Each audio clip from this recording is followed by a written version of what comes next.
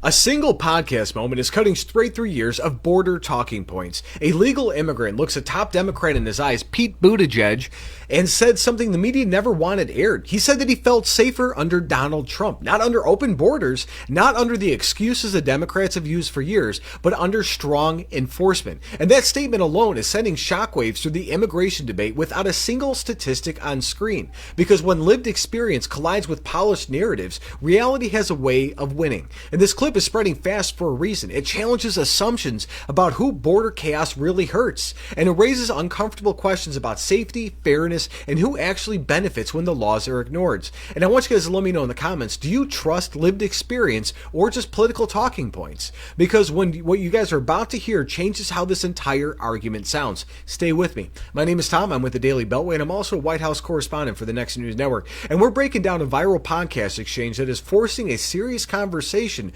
about border enforcement and public safety. And guys, don't forget, we're a growing channel. Every like, comment, share, and subscription helps us grow. Also, sharing this report is critical to raise awareness, especially when real voices are getting ignored by legacy media filters. And Pete Buttigieg tried to ignore this guy too. Check this out. The worse it feels to be in this country, the better off Donald Trump is, whether he's running for president or whether he is president. And sending troops marching into the streets. Can I just say, as the only immigrant right now on this podcast who immigrated here legally, I feel much safer and better under a Donald Trump presidency than I ever did under a Biden presidency. Just want you to hear it from my mouth for what that's worth. Do you feel safer about the fact that a Latino doctor crossing the street in Washington, D.C.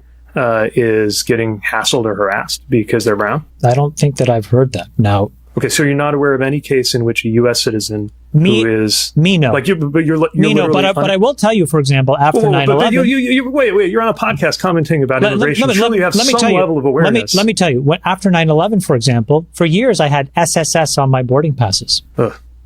So before that, he was telling an immigrant into the country who has the experience of being an immigrant in America, a legal immigrant, and he's trying to tell Pete Buttigieg, who's lived here forever, about how it went for him. And he's like, you don't know what you're talking about. The guy went through the immigration process. And I was pulled over constantly, and people probably thought that I was a Muslim hijacker. Mm-hmm. So I know what it feels like to be harassed. And what I'm telling you categorically is I feel safer in this presidency than I have ever felt. And I'm just letting you know that. It's just my lived experience. So Chamath Palihapitiya, I can't pronounce his last name, Chamath, is a legal immigrant entrepreneur. He's very rich. He calmly explained that as somebody who followed the rules, he actually felt safer during the Trump presidency than under the previous administration. And that moment matters, not because it's dramatic, but because it's grounded in experience. And he described fleeing instability,